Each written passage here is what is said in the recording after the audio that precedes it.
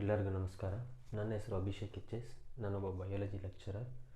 So ಇವತ್ತಿನಿಂದ ನಾನು ಕೆಲವೊಂದು important topics second PUC Karnataka board ಎಕ್ಸಾಮ್ಗೆ ಕೇಳಬಹುದಂತಹ ಟಾಪಿಕ್ಸ್ನ ಹೇಳ್ಕೊಡ್ತಾ ಹೋಗ್ತೀನಿ. ಅದರಲ್ಲಿ first chapter sexual reproduction in flowering parts. First chapter is sexual reproduction in flowering plants.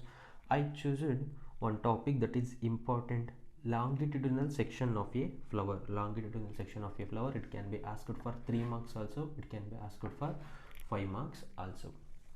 3 marks they will ask only draw a neat label diagram, and for 5 marks they will ask draw a neat label diagram plus explanation. So before studying this actual topic, we should know why we have to study this flower in the sexual reproduction in flowering plants chapter. So we know that the flower is a reproductive organ in the angiosperms. Reproductive organ in the angiosperms. So from the school we have studied what are the parts that are present in the flower. Let us study one by one the parts useful in the reproduction process. How these parts of the flower will be useful in the reproduction process in the flowering plants we will study. So first part, that is pedicel. The pedicel is a stalk. The pedicel is a stalk of the flower. It will be helpful for the holding the flower or attachment of this flower to the stem, like this. If this is a plant, these are leaves. The stalk that is called as pedicel, it will hold the, or it will attach the flower to the stem like this, Next part, the next part is the thalamus. The pedicel, the tip region of the pedicel, we can see here the stalk of the flower pedicel. The tip region of the pedicel is swollen here. The tip region of the pedicel is swollen here. This part is called as thalamus. So the function of the thalamus is all the parts of the flower, whatever these petals, sepals, stamen and the pistil is there. So all these parts of the flower will attach to the thalamus, thalamus. The another one function of the thalamus is it will supply the nutrients. It will supply the nutrients to all parts of the flower for the further growth. Along with this thalamus and pedicel, there will be 4 main parts in the flower. Those are, one is calyx, another one is corolla and stamen, next pistil. These are the main parts of the flower. So these main parts of the flower will be categorized into essential parts and non-essential parts. Essential and non-essential parts based on the participation of these parts directly or indirectly in the reproduction process. First we will study non-essential parts. So these non-essential parts are indirectly, they will involving in the reproduction process. One is calyx, another one is corolla. So the calyx is a leaf-like structure. In this diagram we can see calyx is a leaf-like structures. We can see these leaf-like structures. Calyx is a collection of leaf-like structures called as sepals. Calyx is a collection of leaf-like structure called as sepals. How these sepals will be helpful in the flower? So whenever the flower is at the bud condition, these sepals will protect these flower buds from the harmful environmental condition or from the pathogens.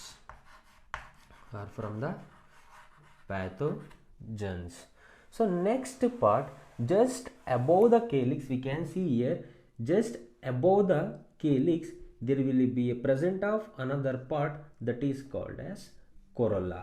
So the corolla is a brightly colored petals. We can see brightly colored petals. These brightly colored petals will attract the pollinators. So what is the function of the pollinators? It will transfer the pollen grains from anther to the stigma. So this corolla is directly involving in the reproduction process. How? It is attracting the pollinators, then pollinators will transfer pollinator will transfer pollen grains from anther to the stigma. So the corolla and calyx are the non-essential parts because they are indirectly involving in the reproduction process. So this is a bisexual flower. In this flower we can see both male and reproductive parts. So now we studied non-essential parts. Let us study essential parts. In the essential parts we can see stamen and pistil. In the essential parts we can see stamen and pistil. The stamen is a male reproductive part collectively known as androecium. Stamen is a male reproductive part collectively known as androecium. So the androecium or a stamen mainly consists of two parts. One is filament, another one is anther. So the filament is a long slender stalk structure. At the tip region it will bear a bilobed anther. Bilobed anther means the anther will be having two lobes. The anther will be having two lobes. This is anther, this is filament. This full slender stalk like structure is filament and the tip region of the filament is anther. This anther is a bilobed. We can see here two lobes, one and two lobes. So it is called as bilobed anther. The bilobed anther will be involving in the synthesis or production of pollen grains. So these pollen grains are male gamete of the flower. These pollen grains are male gamete of the flower. So next we should study pistil. Pistil is another one essential part of the flower. It will be directly involving in the reproduction process. It will be directly involving in the reproduction process. The pistil is a female reproductive part. Pistil is a female reproductive part collectively known as gynoecium. Pistil is a female reproductive part collectively known as gynoecium. The pistil mainly consists of stigma. This is the stigma and the style, stigma and the style, and finally ovary. One by one we will study. Style is a long slender stalk like structure. Style is a long slender stalk like structure. At the tip region of the style we can see it will hold a stigma. This stigma will be helpful for catching the pollen grains or trapping the pollen grains. The basal part of the style is swollen. This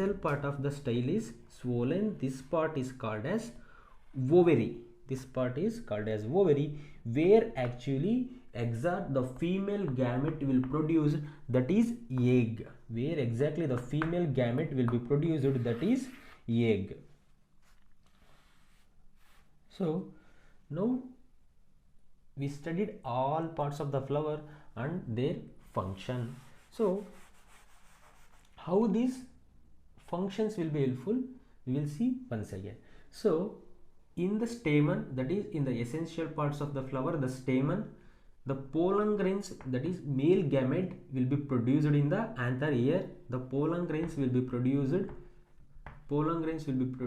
the in the anther. These pollen grains are carried towards the stigma with the help of pollinators. How these pollinators will come here?